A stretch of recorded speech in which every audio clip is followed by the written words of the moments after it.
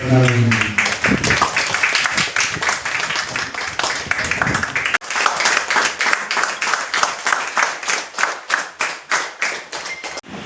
ചെറുപ്പക്കാരായിട്ടുള്ള sir കൊടുങ്ങല്ലൂരിലേക്ക് കടന്നു വരുന്ന സമയം ഓർമ്മയുണ്ട്.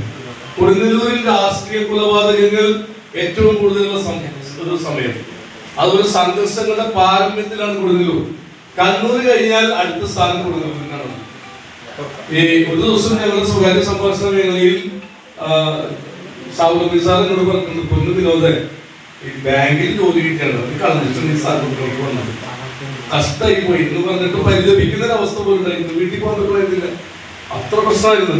ഏതെങ്കിലും ഒരു പാർട്ടിക്കെതിരെ നടപടിയെടുത്ത അടുത്ത രാഷ്ട്രീയ പ്രസ്ഥാനം പോലീസിന് നേരെ കുതിരെ. വ്യവസായിയുടെ കാര്യം എടുത്തു പറയാതിരിക്കാൻ വയ്യ. സ്റ്റേഷന്റെ നവീകരണത്തിന്റെ ഭാഗമായിട്ട് എന്റെ തോളോട് തോള് നിന്ന് പ്രവർത്തിച്ച പ്രിയപ്പെട്ട ശ്രീജിത്ത്, ബാബുച്ചേട്ടൻ, അതുപോലെ തന്നെ വിനോദങ്ങൾ എന്ത് പറഞ്ഞാലും ഒരു സാധനം വേണമെന്ന് പറഞ്ഞു കഴിഞ്ഞാൽ ആരെ വിളിക്കുന്നു അത് ക്ലിയർ ആയിട്ട് ചെയ്യുന്നു.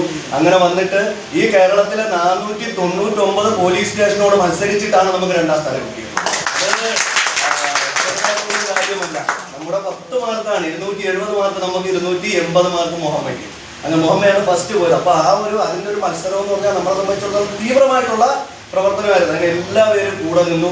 ഈ കൂടെ നിൽക്കുമ്പോൾ സ്റ്റേഷന്റെ മനോഹാരിത മാത്രമല്ല അവിടെ പാരാമീറ്ററായിട്ട് വരുന്നത്, ജനങ്ങളോടുള്ള ഇടപെടൽ, കുറ്റകൃത്യങ്ങളോടുള്ള ഇത്, അതുപോലെ തന്നെ ആന്റി സോഷ്യൽ ആക്ടിവിറ്റീസിനോട് എതിർക്കുന്ന കാര്യങ്ങൾ തുടങ്ങി പിന്നെ പൊതുജനങ്ങളുടെ അഭിപ്രായം, ഇതെല്ലാം കണക്കിലെടുത്തുകൊണ്ടാണ് നമ്മൾ മുന്നോട്ട് പോയത്. അപ്പൊ അതിലെല്ലാം എന്നെ സംബന്ധിച്ചിടത്തോളം, അല്ലെങ്കിൽ ഞങ്ങളെ സംബന്ധിച്ചിടത്തോളം, എന്നെ എന്നല്ല നമ്മുടെ ടീമിനെ സംബന്ധിച്ചിടത്തോളം പൊതുജനങ്ങളുടെ സഹായം, അതുപോലെ തന്നെ സഹകരണം, ജനപ്രതിനിധികളുടെ, മേലുദ്യോഗസ്ഥരുടെ, കുടുംബത്തിൻ്റെത്, അതുപോലെ വിവിധ ആ ഒരു സഹായത്തിലൂടെയാണ് നമുക്ക് അവിടെ എത്താൻ സാധിച്ചത്. പിന്നെ ഇതൊരു സിംഗിൾ വർക്കല്ലേ, ഒരുപാട് മഹാരഥന്മാർ ഇരുന്ന കസേരയാണ് കൊടുങ്ങല്ലൂർ SHO. ഞാൻ കണ്ടിട്ടുള്ളതിൽ കൊടുങ്ങല്ലൂരാക്കിയ ശ്രീ ബാലേന്ദ്രൻ സാർ, അതുപോലെ തന്നെ സുരേന്ദ്രൻ മങ്ങാട്, പത്മരാജൻ സാറ്, അങ്ങനെ തുടങ്ങി ഒരുപാട് പേര് കോൺട്രിബ്യൂഷൻ അവിടെ ഉണ്ട്. ഒരു സമയത്ത് ഇവിടെ ലാൻഡ് ഓർഡർ ഉണ്ടായിരുന്ന സമയത്ത് ഇവിടെ അടിച്ചൊതുക്കാനായിട്ട് ഒരുപാട് കഷ്ടപ്പെട്ട ഒരുപാട് ഉദ്യോഗസ്ഥരുണ്ട്. അവിടെ നിന്നുമുള്ള തുടർച്ചയുടെ ചങ്ങലയിലെ ഒരു കണ്ണി മാത്രമാണ് ഈ വിജയത്തിന്റെ ഒരു അഹങ്കാരവും. അതുപോലെ തന്നെ അതുമായിട്ടുള്ള ഇന്ന് ഞാൻ എടുക്കുന്നത് എല്ലാവർക്കും കൂടിയുള്ള വിജയമാണ്.